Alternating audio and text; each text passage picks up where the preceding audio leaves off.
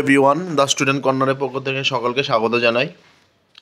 আমার প্রিয় ছাত্রছাত্রী, তোমরা যারা 2025 সালে নবম শ্রেণীর প্রথম পর্যায়ক্রমিক ভূগোল পরীক্ষা দেবে, তোমাদের জন্য একটি সাজেশন নিয়ে উপস্থিত হয়েছি ভূগোলের।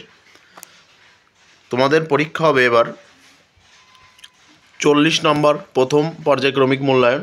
সময় থাকবে 1 ঘন্টা 30 মিনিট। এক দাগে আছে, দেখো প্রশ্ন দেখো। প্রথমে আছে সঠিক উত্তরটি নির্বাচন করো, যে কোনো 7টি। প্রথম প্রশ্ন, ভারতের মহাকাশ গবেষণা বিষয়ক সংস্থা ইসরো। 2 নম্বর, সৌরজগতের সবচেয়ে নিকটতম ও ক্ষুদ্রতম গ্রহ হল বুধ। পরের প্রশ্ন, মানুষের অর্থনৈতিক ক্রিয়াকলাপের মূল ভিত্তি হল সম্পদ। পরের প্রশ্ন দেখো, প্রাকৃতিক সম্পদের উদাহরণ হল সূর্যরশ্মি। একটি আবর্তনশীল গচ্ছিত সম্পদ হল কাগজ। পৃথিবীর অনুসরের অবস্থান ঘটে 3 জানুয়ারি। 2 নম্বর দেখে সত্য মিথ্যা নির্বাচন করো, যে কোনো 2টি। প্রথম প্রশ্ন, 2100 মানে 2100 শতক বর্ষটি হলো অধিবর্ষ, এটা হবে ভুল। পরের প্রশ্ন, বেডফোর্ড লেভেল পরীক্ষা করা হয় 1875 খ্রিস্টাব্দে, ভুল। পরের প্রশ্ন দেখো, শূন্যস্থান পূরণ করো, যে কোনো 2টি। জিওড কথাটি প্রথম ব্যবহার করেন বিজ্ঞানী জোহান লিস্টিং। পরের প্রশ্ন, দক্ষিণ ভারতের শক্তির উৎপাদনে অগ্রগণ্য হচ্ছে জলবিদ্যুৎ। পরের প্রশ্ন হচ্ছে, নিশীথ সূর্যের দেশ কাকে বলে? নরওয়েকে। 4 নম্বরে দেখো, একটি বা 2টি শব্দ উত্তর দাও, যে কোনো 2টি। প্রথম প্রশ্ন, পৃথিবীর মেরুব্যাসের মান কত? 12,714 কিমি। পরের প্রশ্ন দেখো, সূর্যের উত্তরায়ণের মধ্যভাগে কোন বিষুব ঘটে? মহাবিষুব। 5 নম্বর দাগের নিচের প্রশ্নগুলি সংক্ষেপে উত্তর দাও, যে কোনো 3টে। প্রথম প্রশ্ন হচ্ছে কি, জিপিএস কি? এটা ভেরি ইম্পর্টেন্ট।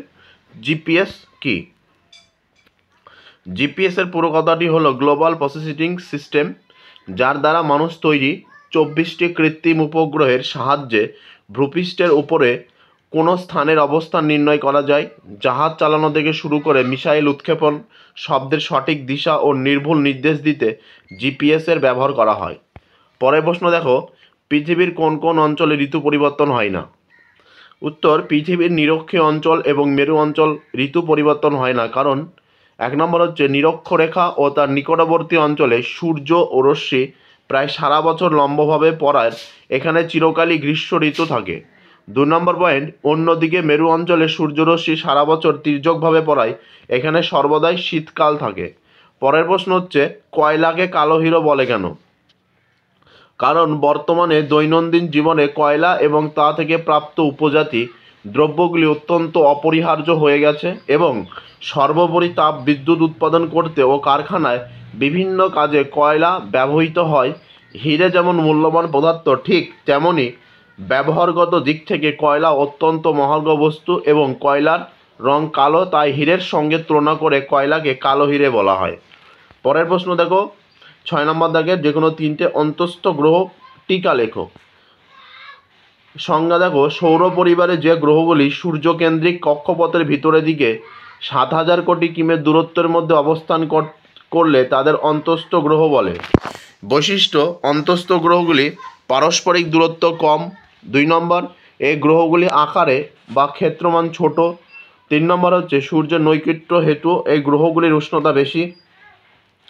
4 নম্বর পয়েন্ট, এদের উপগ্রহের সংখ্যা কম, যেমন বুধ শুক্র গ্রহের উপগ্রহ নেই, পৃথিবী একটি মাত্র উপগ্রহ এবং মঙ্গলের 2টি। 5 নম্বর হচ্ছে, পরিবারে একমাত্র অন্তস্থ গ্রহ পৃথিবীতে প্রাণের সঞ্চার ঘটেছে। পরের প্রশ্ন দেখো, অপসর ও অনুসর অবস্থান বলতে কী বোঝো? সূর্য থেকে পৃথিবীর গড় দূরত্ব 15 কোটি কিলোমিটার হলে পৃথিবীর উপবৃত্তাকার কক্ষপথের একটি নাভিতে সূর্য অবস্থান করায় পৃথিবী থেকে সূর্যের দূরত্ব হ্রাস বৃদ্ধি ঘটে। এটি বোঝানো হয় অপসর ও অনুসরের অবস্থান। অপসর অবস্থান পরিক্রমণের সময় 4 জুলাই পৃথিবী থেকে সূর্যের রৈখিক দূরত্ব বৃদ্ধি পেয়ে দাঁড়ায় প্রায় 15 কোটি 20 লক্ষ কিমি। এই দিনটাকে অপসর অবস্থান বলে। আর অনুসর অবস্থান পরিক্রমণের সময় 3 জানুয়ারি পৃথিবী থেকে সূর্যের রৈখিক দূরত্ব কমে দাঁড়ায় প্রায় 14 কোটি 70 লক্ষ কিমি। এই দিনটাকে অনুসর অবস্থান বলে। অথবা রবিমার্গ বা সূর্যের আপাত বার্ষিক গতি বলতে কী বোঝায়? রবি অর্থে সূর্য এবং মার্গ অর্থে পথকে বোঝানো হয়। আপাত দৃষ্টিতে যে বার্ষিক গতিপথে সূর্যকে পৃথিবীর চারিদিকে সঞ্চরণশীল বলে মনে হয় তাকে রবিমার্গ বা সূর্যের আপাত বার্ষিক গতি বলা হয়। তারপরে প্রশ্ন দেখো, দক্ষিণ ভারতের নদীগুলি জলবিদ্যুৎ উৎপাদনে পক্ষে অনুকূল হওয়ার কারণ বর্ণনা করো। প্রথম পয়েন্ট, বন্ধুর ভূমিরূপ। দক্ষিণ ভারতে ভূমিরূপ যথেষ্ট বন্ধুর প্রকৃতির হওয়ায় এখানকার নদীগুলি বেশ খরস্রোত, তাই এখানে জলবিদ্যুৎ কেন্দ্র স্থাপনে সহজসাধ্য। কঠিন শিলাস্তর। 2 নম্বর, দক্ষিণ ভারতের বেশিরভাগ অঞ্চলে শিলাস্তর প্রাচীন আগ্নেয় শিলায় গঠিত হওয়ায় অঞ্চলটি যেমন স্থিতিশীল তেমন স্বল্প ভূমিকয় সম্পূর্ণ। 3 নম্বর হচ্ছে জলধার নির্মাণের সুবিধা। দক্ষিণ ভারতের অপ্রবেশ শিলাস্তর থাকায় এখানে বিশাল জলধারা নির্মাণ করার সুবিধা রয়েছে, ফলে এই জলধারা বৃষ্টির জল ধরে রেখে সারা বছর জলবিদ্যুৎ উৎপাদন করা সম্ভব হয়। পরের পয়েন্ট দেখো, স্বল্প ভূমিক্ষয়। উত্তর আছে দাক্ষিণাত্য মালভূমি কঠিন শিলা সহজে ক্ষয় হয় না, ফলে এখানে নদীর জল যেমন পলিমুক্ত তেমনি নদীর বাঁধগুলো সুরক্ষিত থাকে। ও অন্যান্য শক্তি সম্পদের অভাব। দক্ষিণ ভারতে কয়লা, খনিজ তেল, প্রাকৃতিক গ্যাস প্রস্তুতি ও অন্যান্য শক্তি সম্পদের অভাব থাকায় জলবিদ্যুৎ কেন্দ্র স্থাপনে এখানে অত্যন্ত লাভজনক।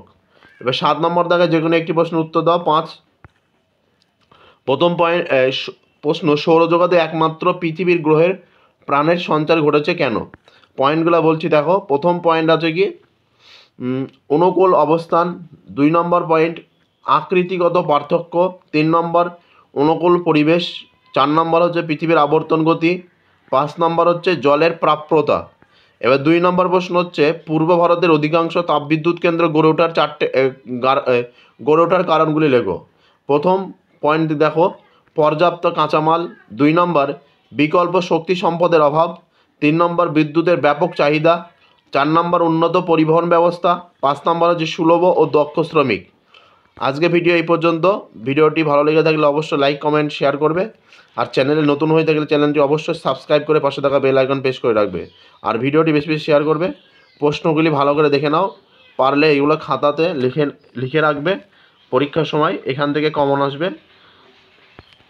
পরবর্তী ভিডিওতে আবার দেখা হচ্ছে। ধন্যবাদ।